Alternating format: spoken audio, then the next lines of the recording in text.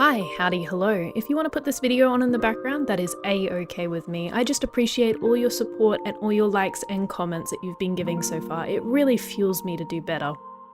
Now, I apologize for any audio today. I am a little under the weather, so if my voice sounds a little odd or if I'm not as energetic, that'll be why. Now, with all that being said, today's block was Deepslate, and it's not a block that I commonly work with. I know a lot of people that do prefer it as their block medium, but for me it's a little bit too dark.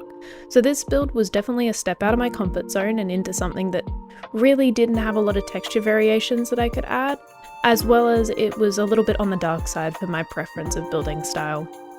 I had a lot of Victorian inspired builds pulled up on my Pinterest just as a little bit of an inspiration for what to do with this.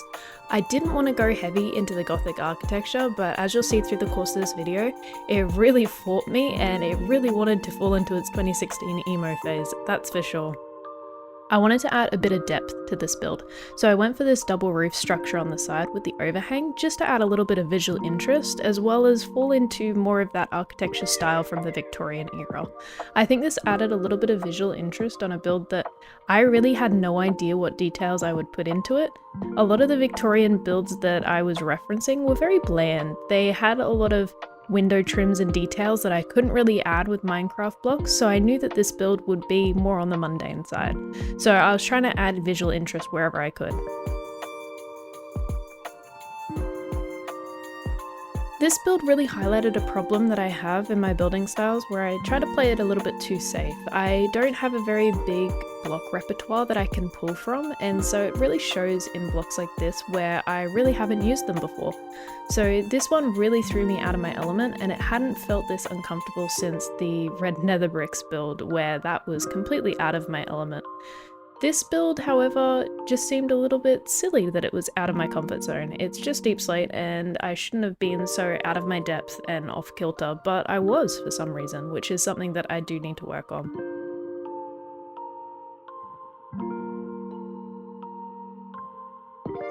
I tried to lighten up the build by adding these cherry elements, but they were a little bit too jarring in the end, so I ended up settling for mangrove and eventually crimson wood, just to add a little bit of visual interest, brighten up the entire build, but not take away from the darkness of the Deepslate, even though I was trying my best to pull it away from that dark emo phase.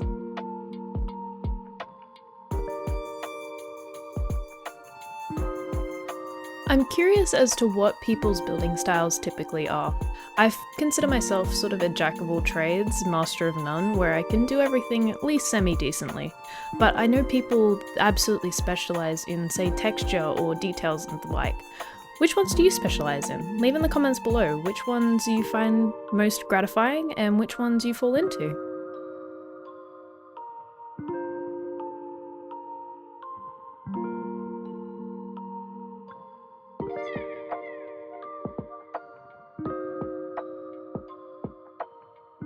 Now this little side balcony was a challenge for some reason. I think the roofline just wasn't working the way that I wanted it to, so it was really sort of bothering me.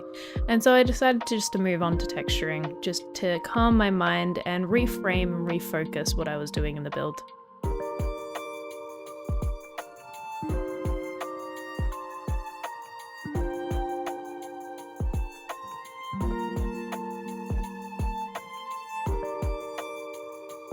I'm trying to break up a lot of the dark colours by bringing in that cherry wood. As I said, it's too light for this build, but it was a step in the right direction for getting inspiration in lightening up the roof line, because it was a little bit too oppressively dark when the rest of the structure was also dark as well.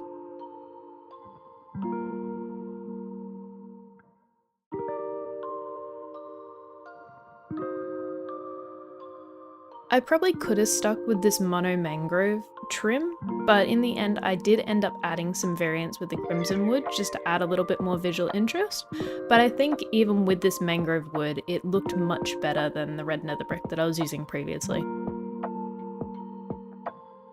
Now, I wanted to step away from talking about the build just for a minute, just to say that I really appreciate all the support that any and all of these videos have been getting. It has been a little bit intimidating to suddenly have 1k views and all that on my shorts, but I really appreciate a lot of the interaction that I'm getting there. I feel like my skills are improving quite rapidly, and I'm seeing a change that's really, really dramatic in the way that I make content and the way that I produce things.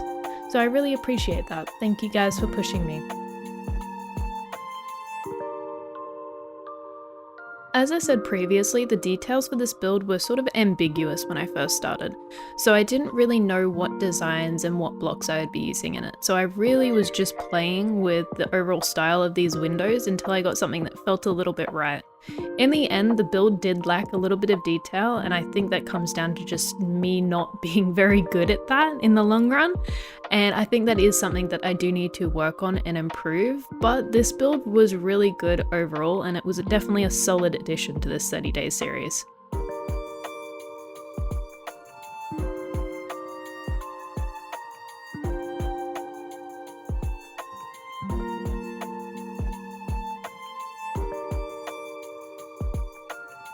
Now, on this side of the build, for some reason, the textures and details just weren't working out as well, so I was pushing and pulling quite a lot, and I was getting a little bit frustrated how simplistic this side would be, but not at the same time, if that makes sense.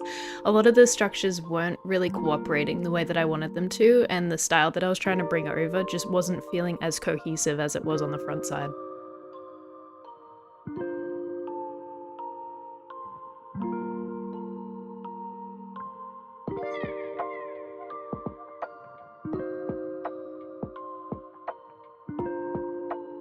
I did end up adding this balcony at the top part of the build, and I didn't really like it in the end. It did add a little bit of visual interest and it broke up the top section, but it wasn't something that I felt was visually needed and could have been substituted for maybe a bay window or something similar.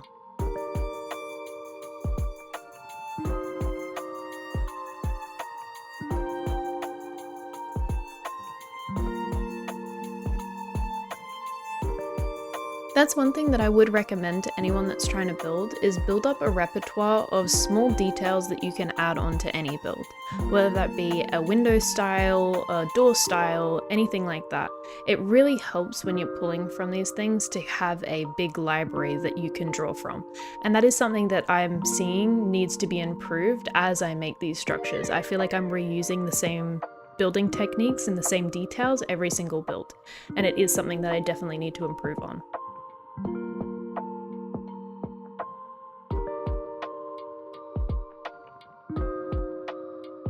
Honestly, at this point, the details were a little bit lackluster, so I had to add in this creeping vine just to get a little bit of greenery into this build and add a little bit of detail in ways that I wasn't before.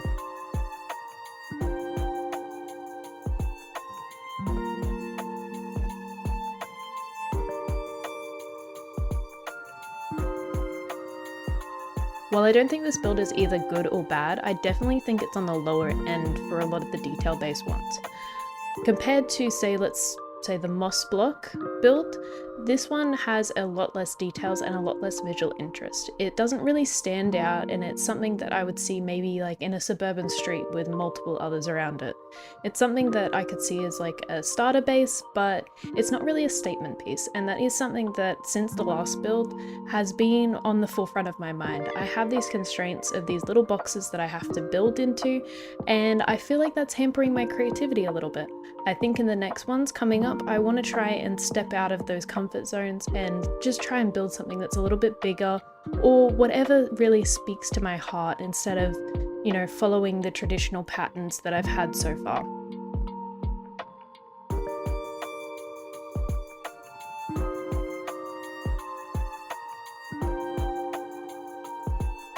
With the final details added, I wanted to make this build feel a little bit lived in. I don't really work on interiors for these builds, but I wanted to have an external factor that made it look lived in. So I added a small little table under the balcony section that just added a little bit of cohesion, like maybe someone could be sitting out there.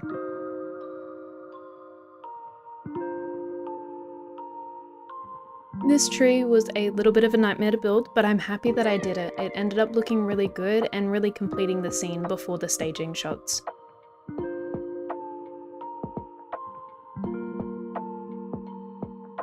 Now, when staging, I was having the worst luck. I was forgetting to press record all the time, and so you'll see a lot of cuts where I paused it to look at a reference or to get up and do something and then forgot to unpause it.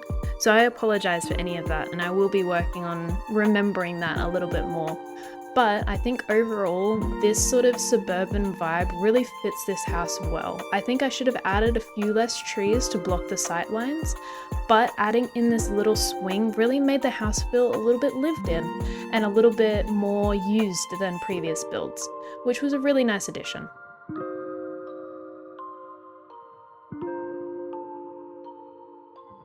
But I appreciate you making it this far. Even if you had it on the background, I would really love and appreciate a like and maybe a little comment. It really helps a lot of the views and a lot of the retention throughout.